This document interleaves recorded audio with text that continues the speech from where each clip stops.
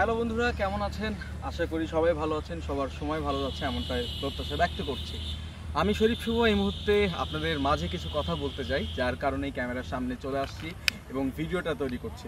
সবাইকে জানাচ্ছি পরবর্তী শুভেচ্ছা। আমি মনে করি যারা যেখান থেকে যে অবস্থান থেকে আমার ভিডিওটা দেখছেন তারা সবাই ভালো আছেন এমনটাই প্রত্যাশা ব্যক্ত করছি এবং সবার জন্য ঈদ পরবর্তী শুভেচ্ছা রইল।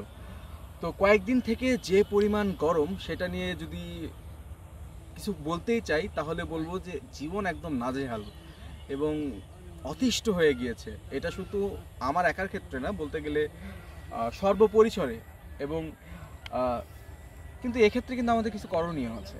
এখন করণীয়টা কি? এই যে হঠাৎ আবহাওয়ার এত পরিবর্তন কেন হয়েছে, এটার জন্য কিন্তু মূলত আমরাই দায়ী, ঠিক আছে? এই যে অবাধে গাছ প্রতিনিয়ত কেটে ফেলা, বৃক্ষ নিধন করে ফেলা, তারপরে প্রতিনিয়ত হচ্ছে পরিবেশ প্রকৃতির উপর আমরা যে টর্চার করছি, যার কারণেই কিন্তু প্রকৃতির এই পরিবর্তন। তো আমার জায়গা থেকে যেটা বলার, যদি আমরা সকলেই পরিবেশ প্রকৃতির উপর একটু যত্নশীল হই, আমরা নিজ নিজ জায়গা থেকে যদি বৃক্ষরোপণ করার চেষ্টা করি, তাহলে কিন্তু পরিবেশের পরিবর্তন কিন্তু আবারও ঘটবে এবং পৃথিবীটা আবারও সবুজে ভরে উঠবে এমনটাই প্রত্যাশা ব্যক্ত করছি আমার জায়গা থেকে। আর এই গরমে প্রতিনিয়তই কিন্তু হিট স্ট্রোক হচ্ছে, বিশেষ করে আমাদের স্থানীয় এলাকাতেও গতকাল দেখলাম যে এক ছোট ভাই হিট স্ট্রোকের কারণে মারা গিয়েছে।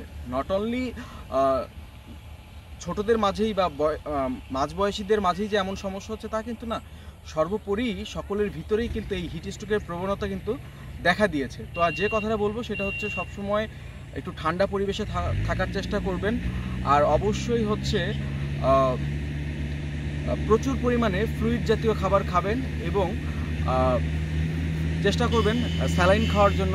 আর যেহেতু উৎসবের সময় যাচ্ছে, এখন আমরা অনেক রিচ ফুড খাচ্ছি, অনেক ভারী খাবার খাচ্ছি, বিশেষ করে তেল চর্বি জাতীয় খাবার খাচ্ছি। চেষ্টা করবেন এই খাবারগুলো পরিহার করার জন্য, এতে আপনার আমার সকলের জন্যই ভালো। সবাই নিরাপদে থাকুন, সুস্থ থাকুন, ভালো থাকুন। অনেকগুলো ভারী ভারী কথা বলে ফেললাম, দেখা হবে আবারও। ধন্যবাদ সবাইকে।